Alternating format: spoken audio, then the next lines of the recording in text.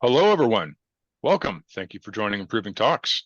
We'll get started in just a few moments. We're going to give it a few more moments for everyone to be able to join in.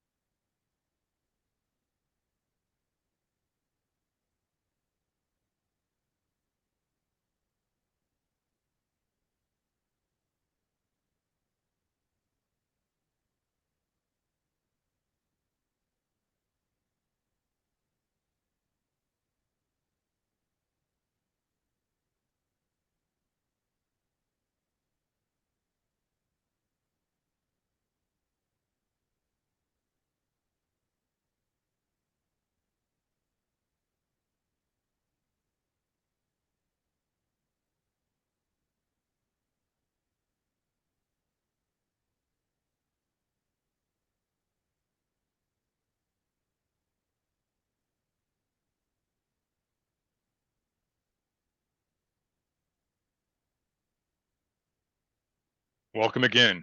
Just one more minute and we will get started.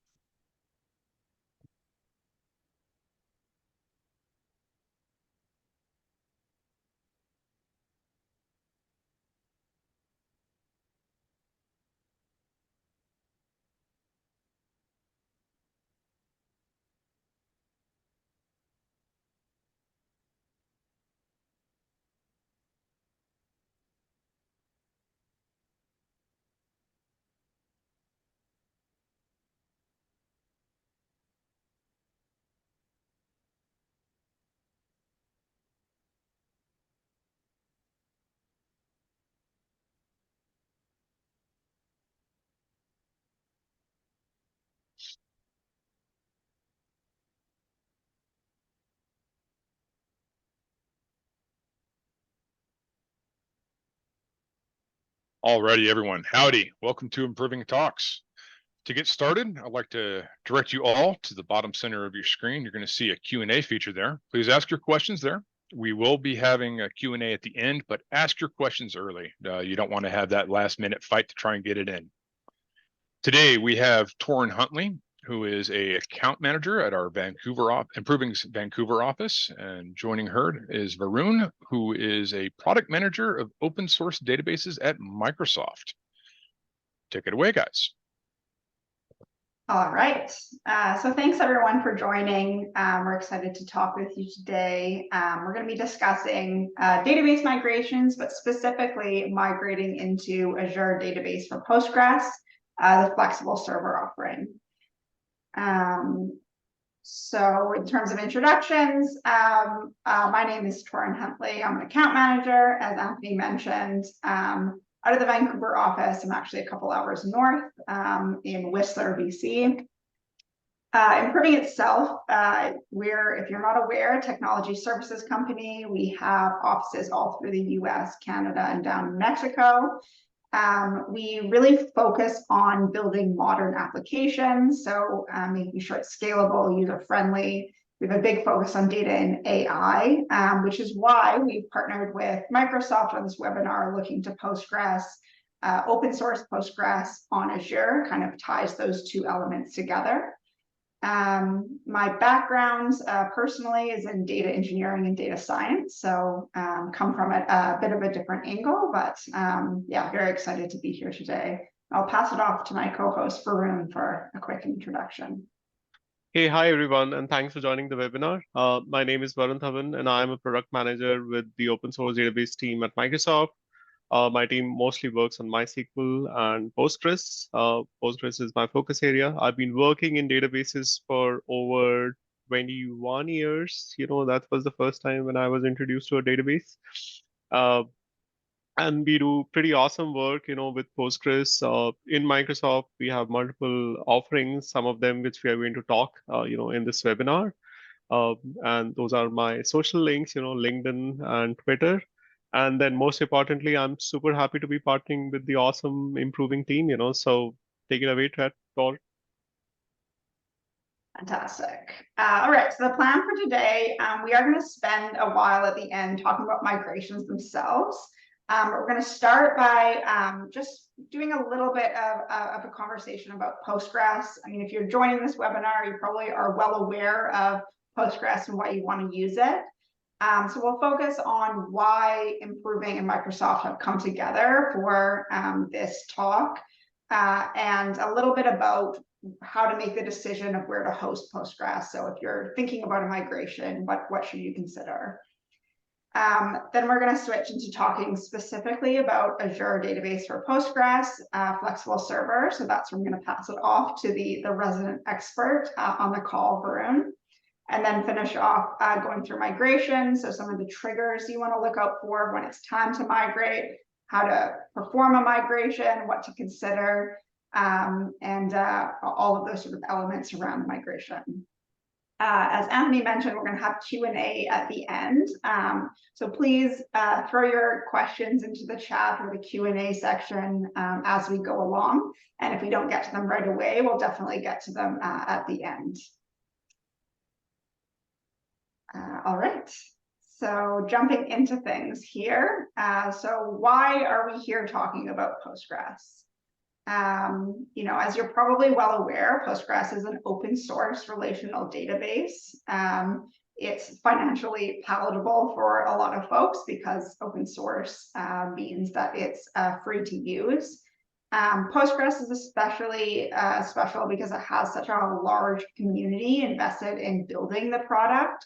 It's been around for about 22 years. It's incredibly robust, incredibly stable. You know, it supports thousands of mission critical workloads. You know, it's enterprise ready and you can be assured you'll have zero data loss. The other really exciting elements about Postgres is how extensible it is and sort of that rich feature set surrounding it, again, built by the open source community. So there's a lot of integration and tooling. It also has the features like rich indexing, text search, and one of, I think, my favorite features of Postgres and what I used it for in the past is that geospatial functions built in with PostgreSQL extension. In terms of the popularity of it, that's another big reason why we've come together to talk about this. Postgres is not only incredibly popular, but it's also increasing in popularity. So if you see that first visualization there, that comes from a survey on Stack Overflow done in 2023, so this year, where developers were asked which database environments have you done extensive development work in over the past year, and which do you want to work in over the next year? So you see Postgres coming in at #1. It's you know, the chosen database of developers, which both means that it's, you know, a good database to use in terms of its robustness, but also you're going to have an easier time hiring developers to work on that database. The second one there is the database engines ranking. So it's a list of database management systems ranked by their current popularity. Goes through a bunch of different measures. You can go to the website to find out. We see Postgres in there at #4, incredibly popular. But I think what's important to note is if you look on the right-hand column, it's one of the few and actually the only relational database that is increasing in popularity versus decreasing. So all of these reasons mean that it's really excited for Improving and Microsoft to commit to open source and commit to Postgres in particular. Now, if you've chosen to use Postgres, it's an application that can live anywhere. So your typical choices are, do you want it on-premise or do you want it in the cloud? Today, we're going to focus mostly on Azure in terms of the cloud, but it really could live in any cloud. Now, we're not here to tell you that there's a right and a wrong answer. It's not that on-premise is always bad, cloud is always good. It really depends on the needs of the application, any monetary constraints, time constraints, and team knowledge constraints. So, you know, in the past, we had a lot of systems on-premise, and there was a huge migration to the cloud because it offered a lot of features that were really useful to companies. There are some companies even adopting that hybrid approach now. So part of their system would be on premise, part of it would be in the cloud. So there's a lot of options here. We're going to get into sort of where you would make that decision, what you should consider. So when we look at this chart here, this is a really great visualization of the differences between where you can host Postgres specifically. Really what the differences in these columns are the amount of responsibility of the customer, as in the user of the database, and the cloud service provider. So we'll get into more detail, specifically on premise. You see you have complete blue there. So you have the responsibility of controlling all of those aspects. So the physical hardware itself, the infrastructure on top of it, the application, the network, as well as the data that you put in the database and the access control.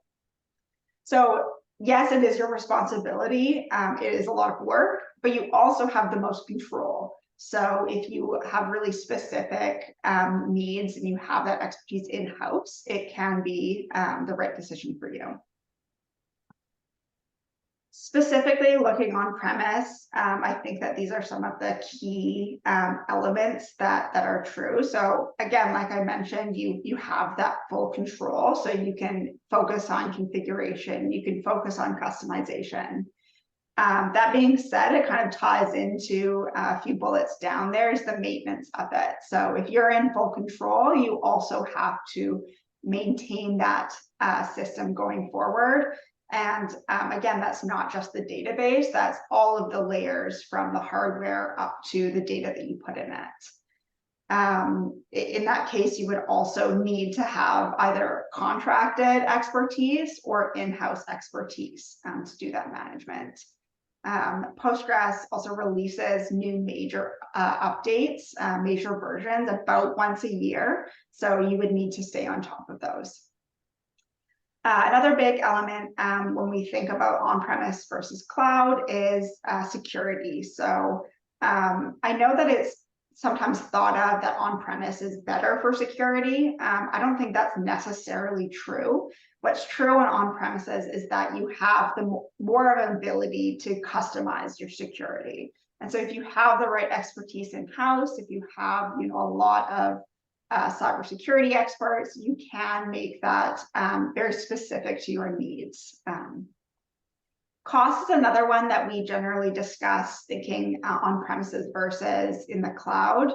On premises is generally thought of as really high upfront costs when you're setting everything up, you're buying the hardware, but it would be cost effective in the long term because you're not paying on an ongoing basis.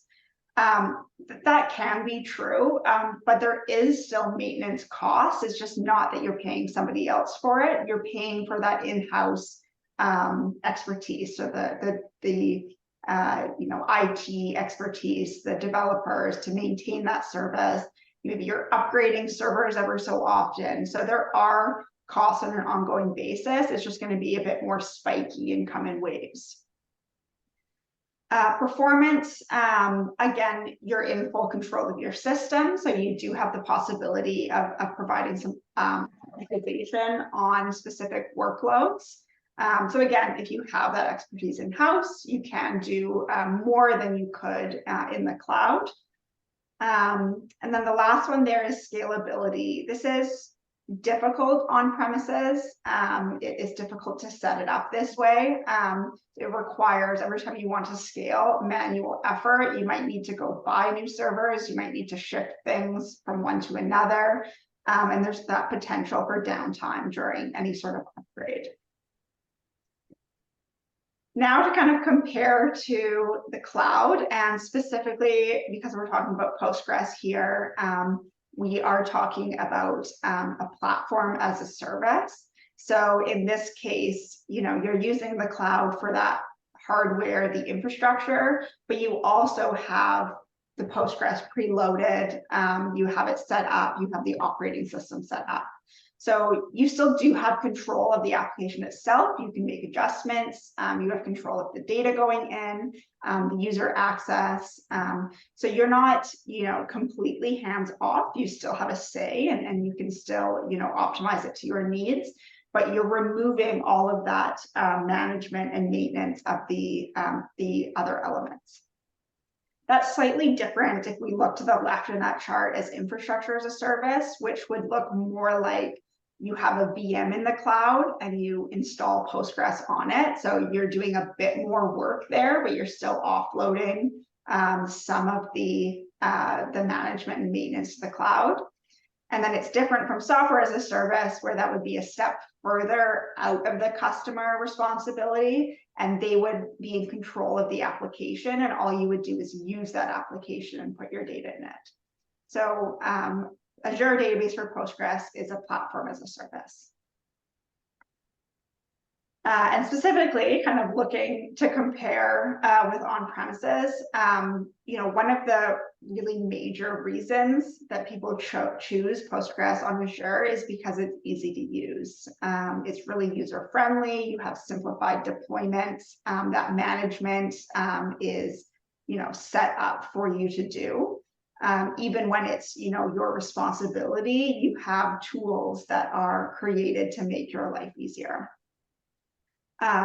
Security, again, you have a bit less customization here, but security is one of the major tenets of cloud providers, requirements and part of their offering. They have, thousands of cybersecurity engineers working to make sure your data stays safe. So I wouldn't necessarily say that you're less secure in the cloud, it's just less customizable.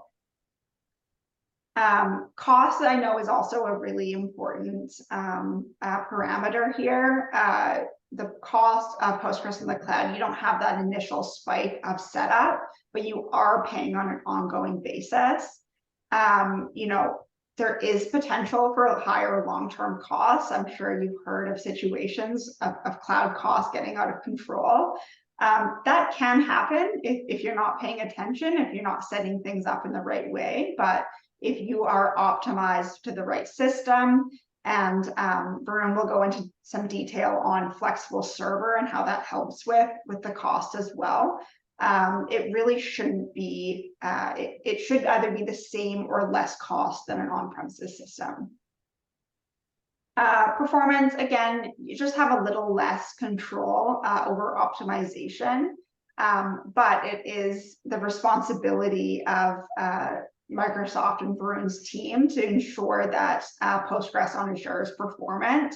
That's how they maintain their customers. So it's not necessarily that you're going to have worse performance. You just aren't as, maybe optimized to your system. Maintenance, you're just really moving a lot of that maintenance over to the cloud provider, so you don't have to have that in-house expertise, which is a really important point.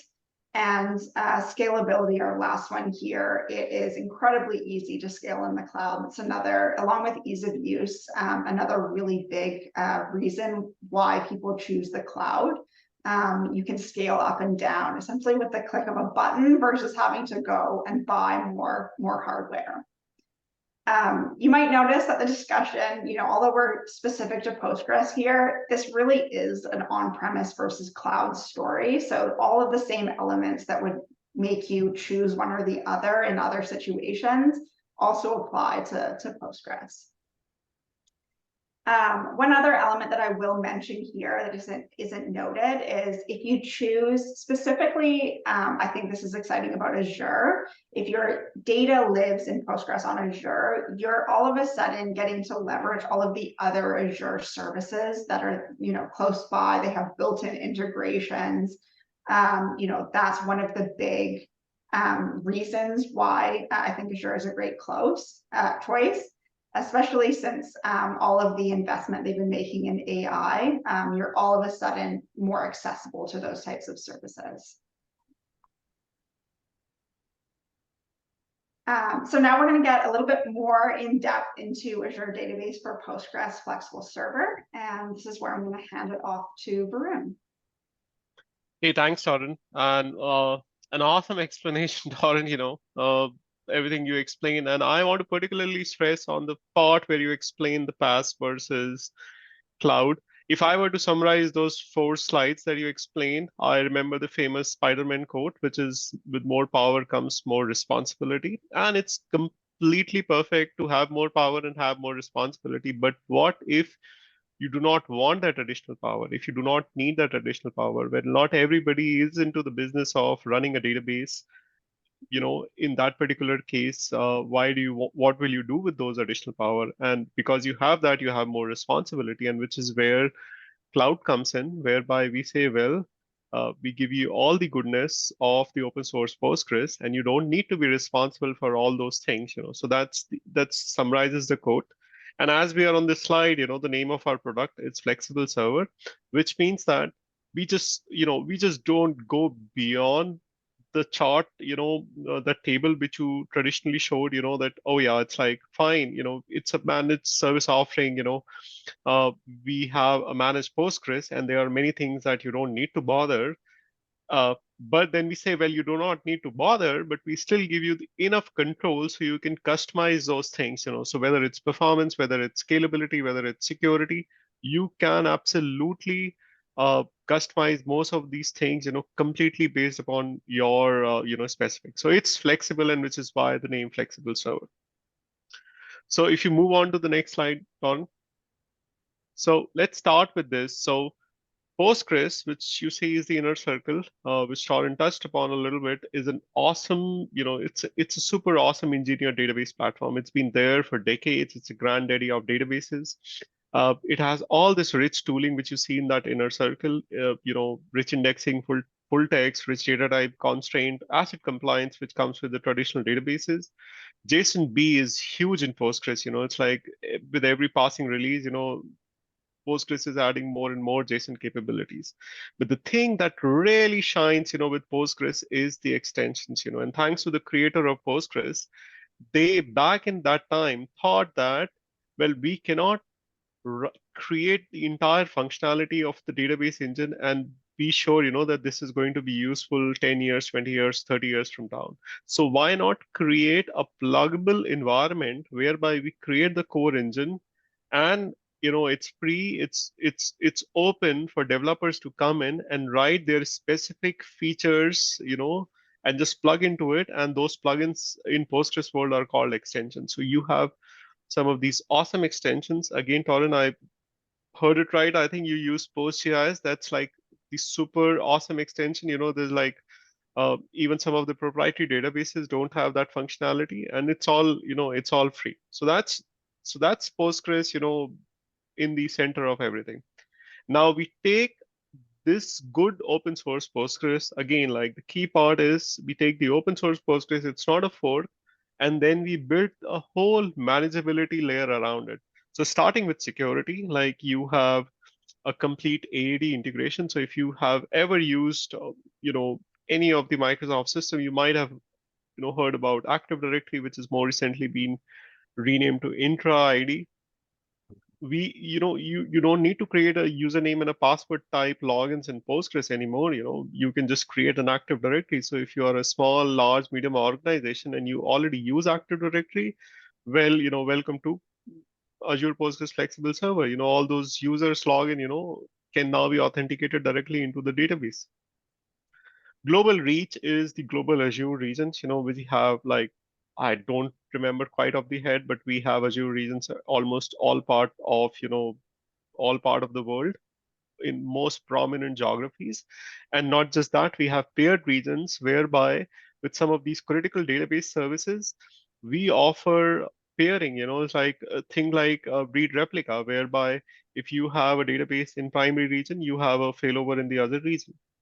Ecosystem integration, all the goodness in Azure, starting from the smaller components like monitoring integration with log analytics, Azure monitoring, the automation engine, the logic apps, the Power BI, and to all the new things, which is all the exciting things which we are doing with AI. All these integrations are available when your data stays, within the ecosystem. You can just simply connect, put in the data and get the data out. Extension support, we talked about, you can install extensions, with the interfaces which are available. We support, very large number of extensions, Mostly if you think of an extension, the chances are that we support it in Flex already. Management automation is all about single click thing.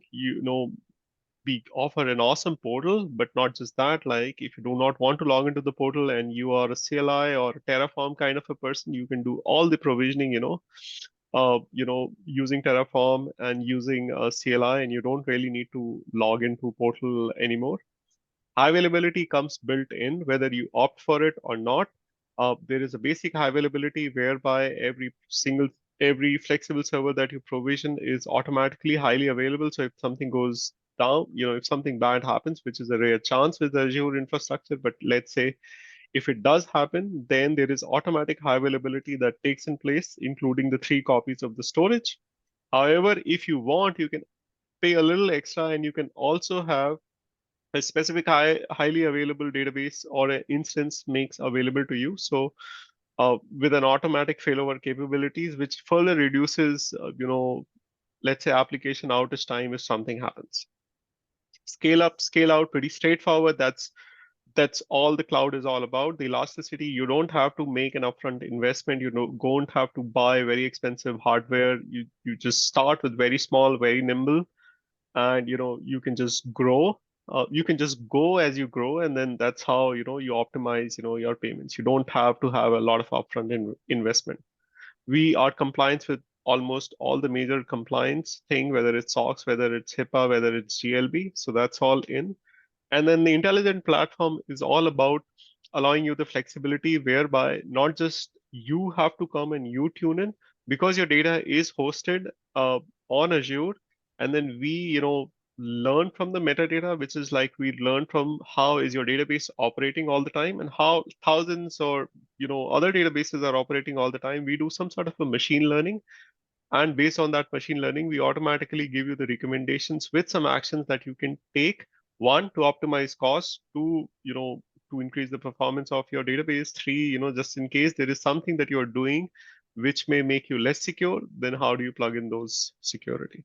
So that's the circle, that's the 360-degree view of what we do with flexible server. If you move on to the next slide, Todd. So that's our homepage. This is the place where you get started. You see that those big green button, which is like pretty much you can do it. Don't do it right now, but you can do it immediately after the call. You can create a free account for yourself. I think you get it for an year. You get some large space. You can almost pretty much set up your dev environment and run it for very long time, 6 months, more than that. And then if you like, you don't have to do any migration, you can just simply, make a call and then convert that free account, into a billing account with the smallest SKU possible. And again, you can grow from there, Next slide. Okay, so this is where we go a little deep and talk about the specific value, of Azure Database for Postgres. So we are fully managed, intelligent, open source Postgres. We are focused on the application innovation with fully managed Postgres, with support of the newest versions, so whatever is the new version right now, Postgres 16 is the new version, and we are about to, release Postgres 16 very soon. The team is really working on that. Highly available and flexible database service. You leverage flexible server to easily provision highly available, flexible, highly available Postgres, independently scale compute and storage. You don't have to, buy a new hardware. You don't have to, spend both in compute and storage together. Well, whatever is your constraint bottleneck, you can independently scale it. Optimize the value with the lower total cost of ownership. So this is based upon, our surveys, with the existing customers. Some of them have ended up over 62% of the saving of lower TCO. When migrating and modernizing to Azure, you can leverage built-in features like start and stop. You can literally stop tons of your instances, let's say a dev instance or a non-production instance. You can do it with a program, like 8 p.m. until 6 a.m. in the morning, stop all my instances because my developers are not working on this time. So have a peaceful time, and you do not have to pay, bills for that. Same way, there is an offering called bustable instances where, depending upon your bandwidth requirement, you will have an IO burst, whereby we will only bust until whatever is required at that time, and then we'll bring you back, to your original subscription compute resources. And then finally, reserved instances, like rather than just going and picking up an instance on the spot, you can say, well, I'm going to reserve instances in advance, and that way the pricing is very different and very economical. Develop and deploy apps faster and accelerate innovation. Again, you do not need to think about underlying storage. You just, with a few clicks or with a few commands, you will have one instance. You will have instance with high availability, with disaster recovery, all configured. Again, with a few clicks, you can have any extensions, PostgIS. Many of the extensions are actually baked in, like we enable by default, something like PG start statement because it's so good, but the other extensions you can simply install. And then all you can just simply focus is have your app. Now, whether your app is running on a containerized environment, uh, be it on-prem, be it on any other cloud, or the preferred place could be a Azure Kubernetes service. And you can have Azure App Service if you have a low code, no code kind of an app. And again, once you have the app, you have a data in Postgres, and then you want to do analytics, Power BI integration, if you're sending your data for some sort of a reporting analysis, if you're in e-com and you analyze, your sales trends or your order trends at the end of the day, end of the hour, and you have a Power BI data source for it, well, you can all do together, within the Azure ecosystem. It's just, we have connectors to each of these environments, each of these services. And then most important, security and compliance. I remember from the earlier slide that Torrent has mentioned, the security capabilities are super important when you move to cloud. We are compliance with almost, all the compliance things like SOX, HIPAA, GLB. And then with the awesome products like Microsoft Defender, which is kind of almost integrated within the Postgres engine, you can get all the security goodness. Next slide.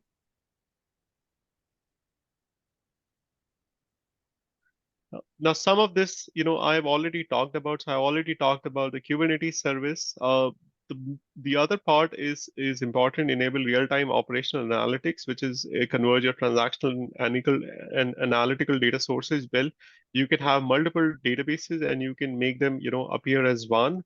The other thing is all these data sources can connect to, underlying Azure services like Power BI. They can connect to, Azure Synapse, and you can do a real-time analytics on this. You don't have to build separate, you don't have to invest, separately on having all this, services differently. Your data can only live in Postgres, and you can do all those things, from your operational database. Geospatial enabled apps, well, that's the power of PostGIS. If you install PostGIS, that's what PostGIS gives you out of the box.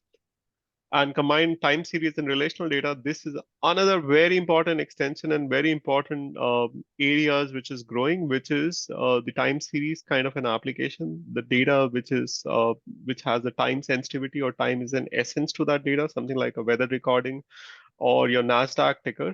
If you have those kind of an application, we have all the extensions, including timescale DB extension, where you can use, right at time. So you're having the specific functionality that timescale gives you, but you're running on, our open source Postgres, and you're running on Azure Postgres Flexible Server, so you do not have any responsibility to manage and install these separately. I think this is a good reminder with that bottom marquee thing, that we use community Postgres. It's not a fork, it's not a vendor lock-in, though you never have to. But if in case you decide this is again an open source Postgres, you can simply, take a backup and dump out this to any other on-prem Postgres that you want. Next slide. This is precisely which me and my team, we work a lot. There's like a lot goes on, and then we are just touching like really tip of the iceberg. So automatic updates is all about the month on month, newness that we give to the Postgres. So we are always, applying security patches. And again, most of these things are completely transparent to you. We do a monthly, patching. And along with these patching, we also apply the new features. So whatever new features which you see keep coming, like AAD, CMK, long-term retention of the backups, all these new things, we apply as part of those maintenance. And then most importantly, the minor version, if you're in Postgres ecosystem, Postgres has major versions which they release once every year. Most recently, we got uh, Postgres 16 on September 14th, so like just 2 weeks back. You should try if you haven't tried it. We'll have it very soon. But there are also minor versions, which is like the dot releases, like 15.1 to 15.2 and 3. And then as part of, our monthly maintenance, we do all these things together. Scale in seconds, well, all you need to do is decide what do you want to scale, which compute, which storage do you want to go, how much memory do you need, and you can scale in seconds. Now, the key part to call out is, as of today, as we speak right now, and the recent capabilities that we've added and adding, all the scaling you can do is completely online. M- Minor to, if I can think of one or two situations, you can mostly scale your compute and you can mostly scale your storage with your application completely entirely running. You don't have, there's zero downtime. Built-in compliance and security, we talked enough about this in previous sites, but think of it as all your security and compliance is built in. You can use AAD, you can have the transport layer security when you connect, all those things. You can enable audit logging. Those things are automatically enabled. And then finally, you get the goodness of Microsoft Defender. And Azure IP advantage, I mean to say, be rest assured that we have best in the industry uncapped defense and the, all the security coverage, and including all the newness that Azure brings. If there is a service, let's talk about AI a little bit. Generative AI is going through a big wave right now. Microsoft has huge investments. And in Postgres, as an ecosystem, there is something called PG Vector, whereby you can vectorize, your data within the database, and then you can do some AI related models, on your data, which is then stored inside your relational database. And then we are working on this, so if it's available and we are working on this, it will just be made available to you out of the box. Next slide. I want to take a little pause over here. I know Torrin wanted me, that cost optimization is very important. While we say, cloud is all nice and all, bells and whistle, but this cost is real, And this is the place where we spend a lot of time because we want to give all the options. Again, sticking to our name, flexible server, we want to give you all the flexibility so that you control the cost in the best possible way, which fits your budget. So cost is basically a factor of two things. So cost is a factor of the rate. Let's say you take a service and you have a rate like per hour rate or a per minute rate. So that's factor one. And then the other factor is usage. So you say, I'm going to pick up a machine, let's say a virtual machine, with some CPU capabilities, let's say a V5 core, which has some rate. So that's a cost. And then if I run this and I run this for 1 day, which is like at its capacity, then that's your usage. So when you take your rate and usage combined, that becomes, your bill, which you see, for your Azure. So these two boxes, they typically talk for Azure Postgres Flexible Server.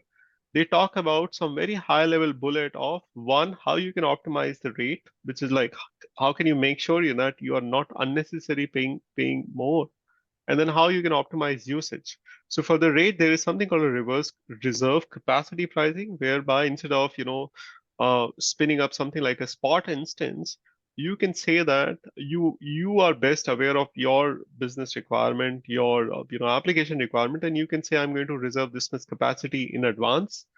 um, and then, if you do that, in some cases, it's like 30 to 40%, much more economical than spinning up the same capacity, but on the spot, So that's the power of reserved instances. And the cheaper geo regions, like Azure has many regions in the world. Not every region have exact same bill, and you will be surprised a little bit that you can have the same flexible server. And if you go and do, your billing page or billing meter page, and you select the service and you select a different region, you will see a different rate a little bit over there, and then these rates accumulate like over a, if you calculate, it could be $1 difference or a day, but if you calculate over 100 servers and spread um, for the entire month and for the entire year, this could be tens and thousands of dollars that you could be saving by choosing the right region. And optimize usage again.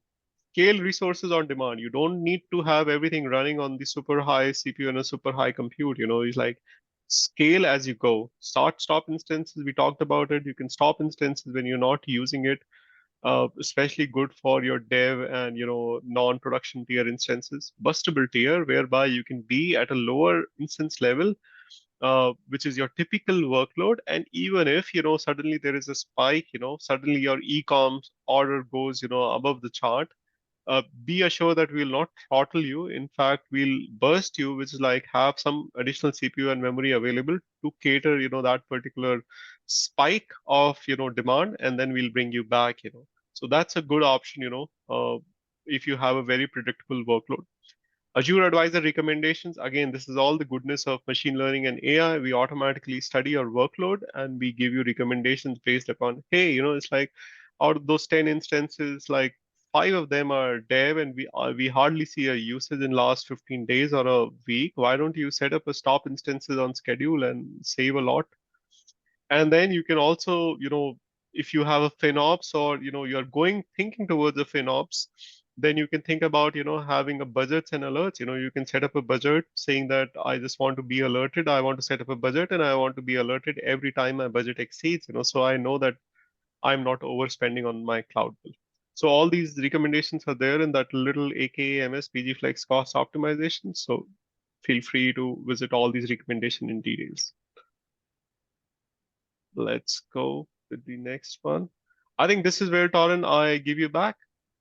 Awesome. Okay, so that was really fantastic. I think that, the takeaway here is, there is that pros and cons list of on-premise versus in the cloud, and specifically in Azure. I think what Varun went through there is, Azure is also aware of that, pros and cons, and they work really hard to make sure that Postgres on Azure makes sense in almost every scenario. So all of those elements where you're like, oh, is this better on premise versus in the cloud? They've addressed those and made sure that it makes sense in the cloud. So at this point, maybe you're thinking a migration makes sense. When and how should I do it? So that's where improving comes in. I'm going to try to give you a little bit of information on a migration itself. It is something that improving has a lot of expertise in, but we want to share that knowledge so that you can make the right decision for your team. So looking at when to do it. So we generally see a common theme of migration triggers. So what is the time that makes sense to do a migration?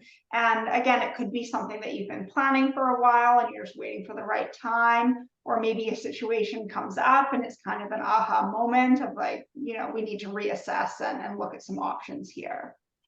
So one of those elements is an urgent capacity need. So this is kind of that conversation about scale. On-premises systems are generally a bit more inflexible. So if you need more capacity, you have to buy more hardware, you've got to move things over. It's a lot more work. That can trigger, the decision that cloud is the right situation if my business keeps running into this problem. Maybe you're reaching software end of support. So this could be the database itself. So Postgres goes through major versions about once a year, and it generally will stop supporting a major version after 5 years. So that can kind of trigger a decision to do the migration and upgrade at the same time. This could also be the software surrounding your Postgres. So it could be the operating systems reaching end of life, any of those elements that you because they're on premise, you're in charge of maintaining that maybe have gotten overlooked. That can be the right time to move over. Maybe you have a data center contract that's about to expire. You didn't necessarily want to break it, but now, when you're renegotiating, it can be the right time. Application innovation, I think that this is a really interesting one, especially this is where improving comes in to work with a lot of clients. So you're looking to sort of change the architecture of your application to respond to changes, to be more user-friendly, all of these elements that are easier to do in the cloud that can be the reason that brings about the change. And the database, in this case, would sometimes be just part of that migration to the cloud. Quickly integrating acquisitions. So to me, this is, kind of in line with that capacity. So if you anticipate a lot of changes that are going to happen, whether it's in scale or content of your data, it can make sense to move over to the cloud. Software and hardware refresh. So this is when you think about those spikes in costs on an on-premises system. If you're about to reach one of those spikes, it can be the right decision to, remove the necessity for that, move into the cloud, and have a more consistent cost structure. Also very similar to that is cash flow challenges. So maybe those spikes are putting pressure on the business, and having a more consistent payment model. I know that that's the case with a lot of companies. It's better to know what you're going to pay versus have these changes and spikes as time goes on. Security threats. So again, if you've set up your security system on premise and it's falling behind state of the art, threats are always changing. You make the decision to move to the cloud and sort of offload that work to Microsoft or other cloud providers. And the last one here is business agility. So this kind of ties in with the application innovation, but it to me means more that you want to be able to respond more quickly to changes. You want to be able to look at new tools. You want to be able to make changes based on what your customers are doing. And so all of that is far easier to do in the cloud, and can kind of trigger that mindset shift that it's time to migrate over. Okay, so now kind of looking at what's involved in a migration. Sometimes when we think about it, it seems easy. You're moving data from one place to the other. Usually in software, when it seems easy, there's more than meets the eye. So, even in the most simple scenario, when you have a simple database, it's not just the data that you have to worry about. So you're moving the data. You have the database itself. Maybe it requires a version upgrade. You have the servers it sits on. All of the security measures around it. All of the networking that allows the database to be online and in use. Maybe it's connected to an application. Maybe is connected to users in your company in different areas. So all of those elements need to be either moved or changed during a migration.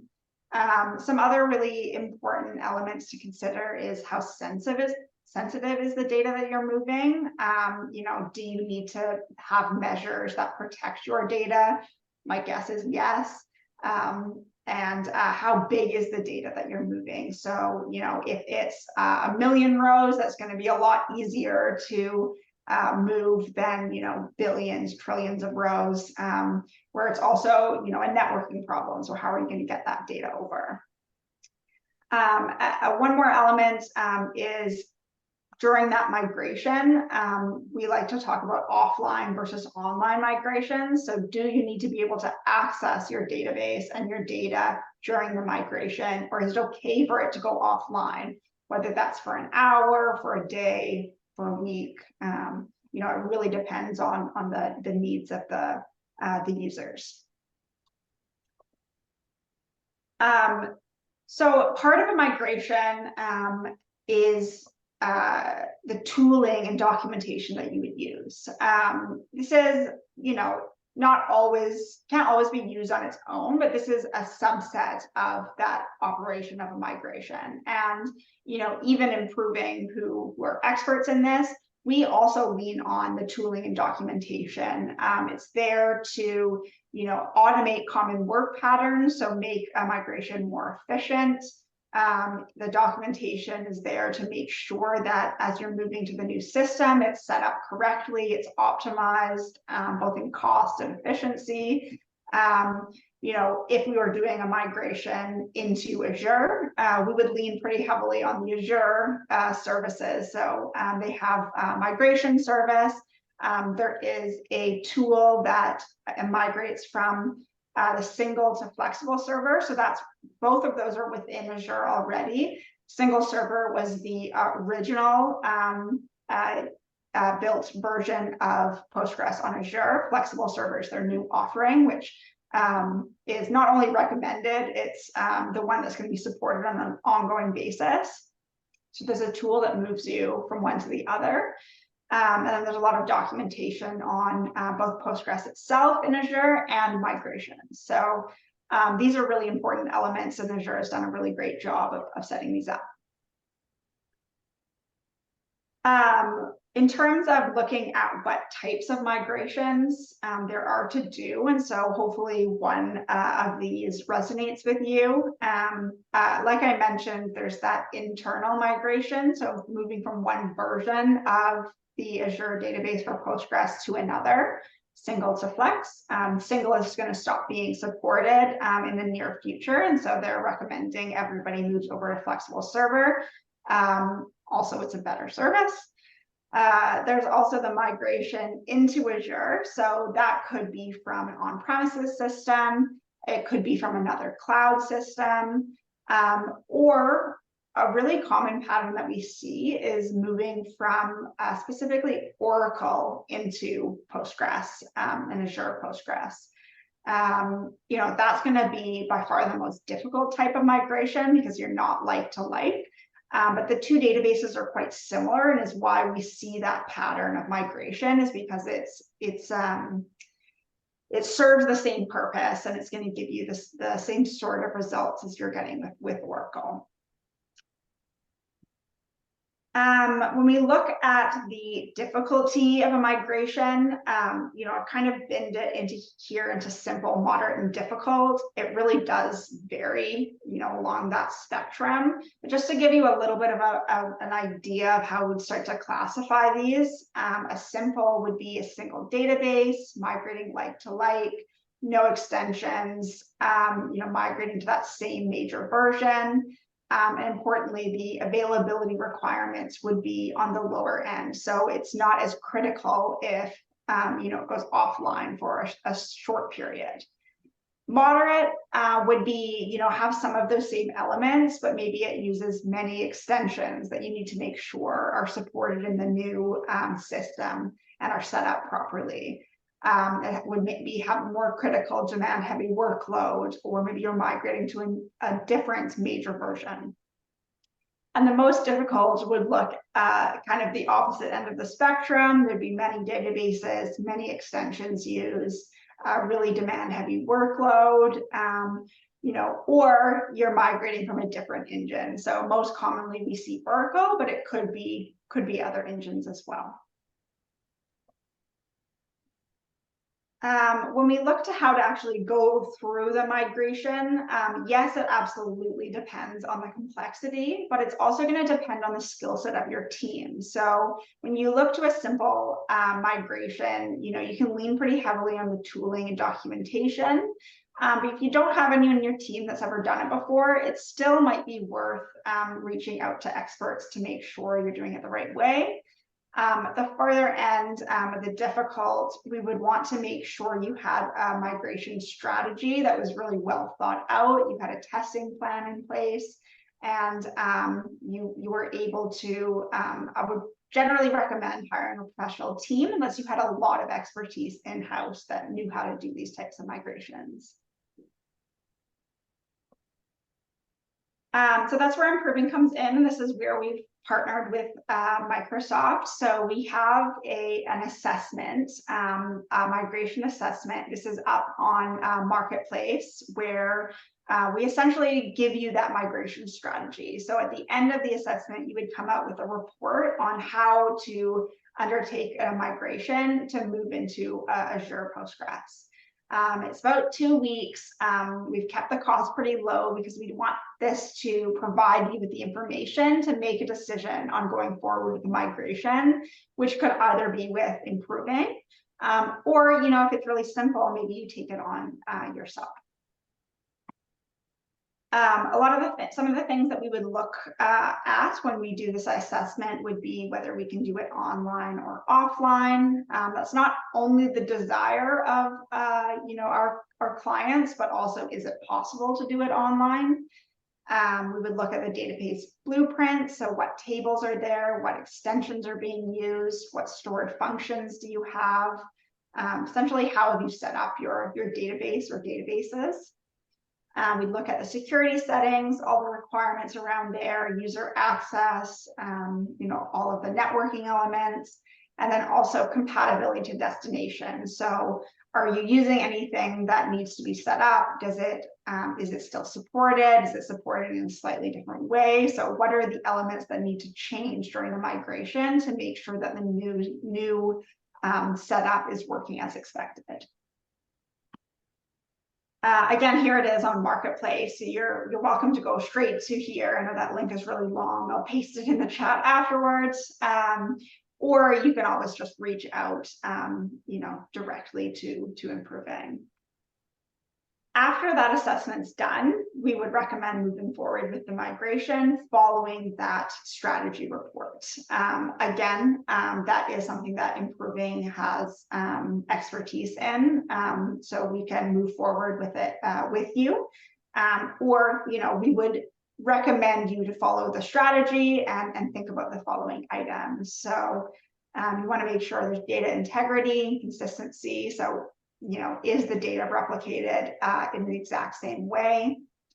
You want minimal downtime. You want to protect your sensitive data, maintain your security. And what's really critical and what improving provides is that post-migration support. So making sure, you know, the data's moved, we don't just run away. It's making sure things run as expected, which is both, you know, the data is as expected, but also performance is as expected. It should always be at least the same, but, you know, better. It should be better than you had in your previous system because you're finding out all of these elements as you're doing the migration.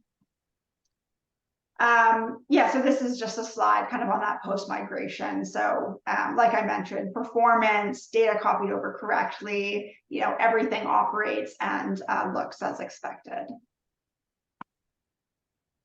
So that's a bit about migrations. We wanted to give you some resources to go through, and Varun, I'll pass it off. These are some pretty incredible resources that Azure has put out. Yeah, no, awesome talk. I can only say it's like the time has never been great to migrate to Postgres, given all the awesome work that the Postgres community is doing in building a great database engine. And then, you know, with the Azure Postgres flexible servers. And then these are, you know, some of the resources, you know, it's like that's our homepage. Try free. I'll really recommend, you know, if you haven't tried, like give it a try, just spin some workload at zero cost. And then those are our documentation. And then our team is pretty responsive, you know, on all the social forums like Twitter and LinkedIn, and you can even send out the mail directly to us. We welcome you. We love to hear from you. Same for us. We love to hear from you. Please feel free to reach out. There's our website, Twitter, LinkedIn. But if you have a question, please use that email. It'll come to the Microsoft team at Improving. And I would be aware of that as well. So yeah, we absolutely want to hear from you. And that's it. So we have some time for Q&A if anybody has any questions. Otherwise, again, you can reach out after this this webinar to ask questions as well. Unfortunately, we don't have any Q&A in the queue right now. I'll give you everyone let's say 30 seconds or so to type something in. If you don't get it done in 30 seconds, just hit enter and I'll wait till it ends.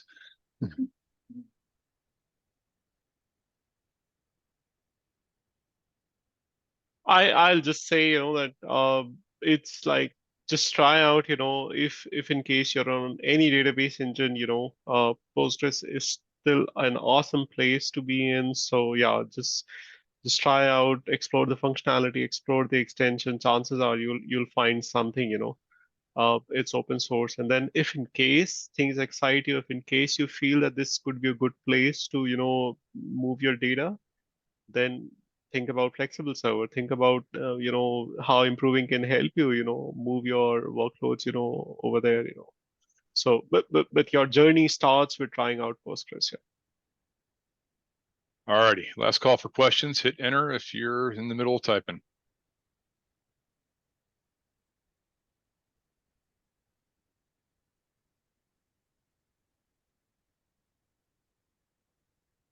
All right, it looks like we don't have any. I guess you guys explained everything perfectly. All right, everyone. Thank you for joining. Please look at us next week. We will have Christopher Owens presenting what software QA can learn from manufacturing. And I hope to see you all there. You all have a great day. Okay, thanks Thank all. you. Thank you. Bye.